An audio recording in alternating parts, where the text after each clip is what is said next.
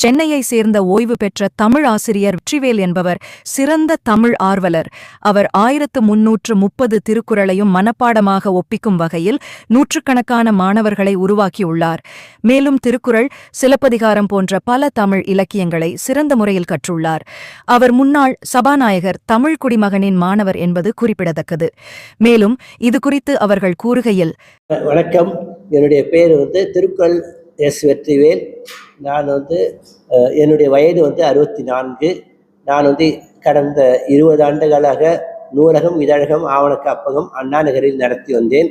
நான் கலைஞர் நூலகம் என்று நான் நடத்தி வந்தேன். அப்படி இருக்கின்ற பொழுது நான் ஒரு லீஸுக்கு எடுத்திருந்தேன். 17 லட்சம் ரூபாய் கொடுத்து அந்த லீஸ் தொகையை முருகன், ராணி ஆகிய 20 மீதிடம் கொடுத்திருந்தேன்.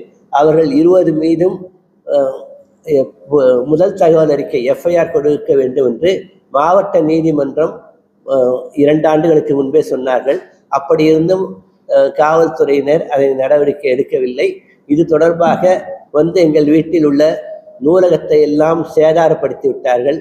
எப்படி சேதாரப்படுத்துவீர்கள் என்று நான் திருமங்கலம் காவல்துறையில் உள்ளே சென்று கேட்டபொழுது என்னை அண்ணாதுரை என்பவரும் இன்னொரு சப் இன்ஸ்பெக்டரும் இன்னும் 2 பேர், மொத்தம் 4 பேர் சேர்ந்து என்னை ஒரு அறைக்கு இழுத்து சென்று என்னை அடித்தார்கள். கடந்த மே மாதம் 27ஆம் தேதி 2024 அன்று. அதே போன்று நான் ஜூன் 12ஆம் தேதி அன்று நான் காவல் ஆணையாளரிடம் புகார் கொடுத்தேன். அப்படி இருந்தும் எந்த நடவடிக்கை எடுக்கவில்லை. திரும்பவும் ஜூலை 12ஆம் தேதி அன்று காவல்துறை ஆணையாளரிடம் நான் புகார் கொடுத்தேன். அதெல்லாம் இன்று வரை அவர்கள் எதுவும் நடவடிக்கை எடுக்கவில்லை.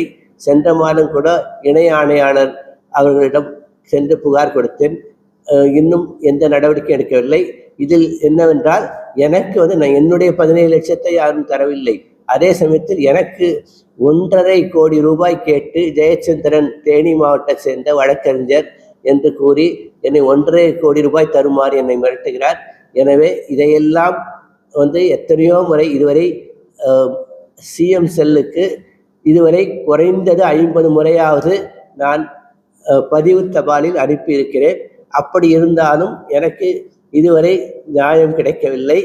ஆனால் நியாயம் கிடைக்கும் என்ற ஒரு நம்பிக்கை இருக்கிறது. அது உயர்நீதிமன்ற நீதிபதி அவர்கள் 4 வாரத்திற்குள் பதில் தருமாறு சொன்னார். 4 வாரம் கடந்து இப்போ 7 வாரம் ஆகிவிட்டது. இன்னும் எனக்கு பதில் வரவில்லை. எனக்கு உரிய நியாயம் கிடைக்க வேண்டும். அதே போன்று நான் தமிழுக்காக தான் வாழ்கிறேன். தமிழுக்காக தான் நூலகம், இதழகம், ஆவண காப்பகம் வைத்திருக்கிறேன். நூலகம் 10,000 நூல்கள் இருக்கிறது, அரிய நூல்கள் இருக்கிறது. அதே போன்று 5,000 தமிழிதழ்கள், ஒவ்வொன்றில் ஒவ்வொன்று வீதம் 5,000 தமிழிதழ்கள் இருக்கிறது.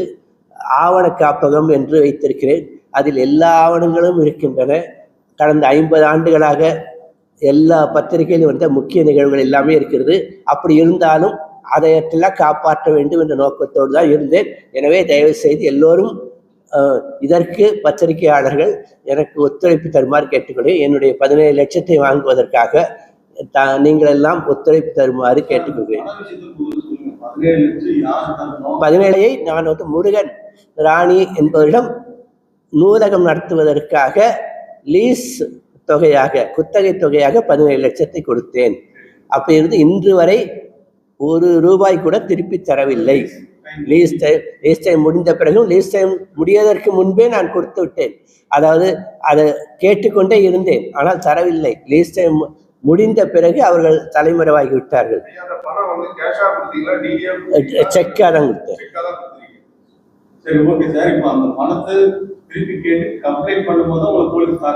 ஆமா, அது தொடர்பாக கேட்கறதுக்காக கடந்த மே மாதம் 27ஆம் தேதி அன்னைக்கு நான் போய் கேட்டுக்கிட்டு இருந்தேன். கேட்டுட்டு இருக்கும்போது திடீரென்று அங்கே உட்கார்ந்திருந்த 2-3 போலீஸ்காரர்கள் கொண்டு போய் என்னை ஒரு அறைக்குள் தள்ளினார்கள். தள்ளி பீரோ, அதாவது மேல் சாப்பாடு புகார் அளிக்க என்ன மட்டும்தான். அதுதாங்க, நான் அங்கே அண்ணாதுரை ஏற்கனவே நீ தானே அண்ணாதுரை அப்படின்னு கேட்டேன். கேட்ட உடனே அண்ணாதுரையோட ஆதரவாக எல்லோரும், ஆனால் காவல்துறையினர் தான். ஆனால் காவல்துறை உடை அணியவில்லை. அணியாமல் சாதாரண உடையில் இருந்தார்கள். காவல் நிலையத்தில் முதல் மாடியில் ஏறினேன். அதுக்கு தான் நான் வந்து சொன்னேன், ஜூன் 12ஆம் தேதி 2024 அன்னைக்கே கமிஷனர் ஆஃபீஸே சொன்னேன், நீங்கள் ஒன்றா அங்கே சிசிடிவி கேமரா எடுத்து பார்த்துக்கங்கன்னு சொன்னேன். அப்புறம் ஜூலை மாதமும் திரும்பவும் சொன்னேன், சிசிடிவி கேமரா எடுத்து பாருங்க அப்படின்னு சொன்னேன். இது வரைக்கும் அவங்க வந்து பார்க்கவே இல்லை. இது வரைக்கும் வந்து ஆனால் பார்த்துருக்குறாங்க. பார்க்காம அவங்க வந்து இருக்க முடியுமா? நீங்கள் வந்து ஒன்றை மட்டும், அதாவது நான் வந்து அதே போல வந்து 50 முறைக்கு நான் வந்து புகார் கொடுத்துட்டேன். ஏன் இப்போ கடைசி வச்சுக்கோங்க, இப்போ வந்து ஏடிஜிபிக்கு உயர்நீதிமன்ற நீதிபதி வந்து அனுப்பிச்சுக்கிறார், 4 வாரத்துக்குள்ள பதில் கொடுங்கன்னு சொல்லிக்கிறார். அதில் நான் ஒரே ஒரு விஷயத்தை மட்டும்தான் சொன்னேன், மே மாதம். இதை விட முக்கியமாக எஃப்ஐஆர் போட்டுக்கிறாங்க பாருங்க. போன எஃப்ஐஆர் வந்து நான் எழுதி கொடுத்த எஃப்ஐஆர் வந்து எப்படி இருக்கும்னு உங்களுக்கு தெரியும். எஃப்ஐஆரில் நம்ம என்ன எழுதி கொடுக்குறோமோ அந்த இதுதான் இருக்கணும். ஆனால் என்னோட கையெழுத்தில் 50 முறை புகார் கொடுத்துருக்கேன். திருமங்கலம் போலீஸ் ஸ்டேஷனில், கமிஷனர் ஆஃபீஸில் 50 முறை கொடுத்துருக்கேன், டிஜிபி ஆஃபீஸில் ஏறத்தாழ 200 புகார் கொடுத்துருக்கேன். இது தொடர்பாக என்னுடைய கையெழுத்தில் இருக்கிறத ஒரு வாக்கியம் கூட எழுதாமல் விஜயின்னு ஒரு பெண்ணோட கையெழுத்தில் இருக்கிறத எஃப்ஐஆரில் சேர்த்துக்கிறேன். என் மேலே எதுவும் இல்லை, நான் வந்து எழுதி கொடுத்ததை எஃப்ஐஆர். அதுங்க அவங்க இன்னொரு பெண்ணுக்கிட்ட வாங்கி அதுகிட்ட தான் வாங்கி எழுதிருக்காங்க தவிர, நான் எழுதுனது முழுக்க என்ன எழுதியிருக்கேன், மே மாதம் 27ஆம் தேதி அன்னைக்கு அண்ணாதுரைன்ற 4-5 பேர் அடித்தாங்க, இதே தான் எழுதியிருக்கேன். ஆனால் அவங்க என்ன பண்ணிட்டாங்கன்னா, இன்னொரு பெண்ணை கூப்பிட்டு இது வந்து இந்த பிரச்சனை இது ஒன்று, இதனால் வந்து நீங்கள் வந்து 17 லட்சம் கொள்ளணும் அப்படின்ற மாதிரி எழுதி. இன்னொரு கொடுமை என்னன்னா, அந்த எஃப்ஐஆரில் யாரு கையெழுத்து போடல, காவல் அதிகாரி இன்ஸ்பெக்டர் கையெழுத்து போடல. எனக்கு வந்து என்னது, அதே போலயே எங்கிட்டையும் கையெழுத்து வாங்கலை. ஒரு எஃப்ஐஆர் வந்து உங்ககிட்ட கொடுக்குறாங்கன்னா கையெழுத்து வாங்கி தான் கொடுக்கணும், அதிலே கையெழுத்து வாங்கலை. குற்றவாளிகள், சந்தேகப்படும் குற்றவாளிகள்ன்ற பேர் யார் பேருமே இல்லை. வந்து என்னுடைய 17 லட்சத்தை இழந்துட்டு நான் நிற்கிறேன். எனக்கு வந்து இது வரைக்கும் நியாயம் கிடைக்கல. நான் காவல்துறை அதிகாரிகள் எத்தனையோ பேரை நான் முறையிட்டுட்டேன், எந்த நியாயமும் கிடைக்கல. மனித உரிமை ஆணையத்தில் எத்தனையோ முறை போய் முறையிட்டுட்டேன், எனக்கு நியாயம் கிடைக்கல.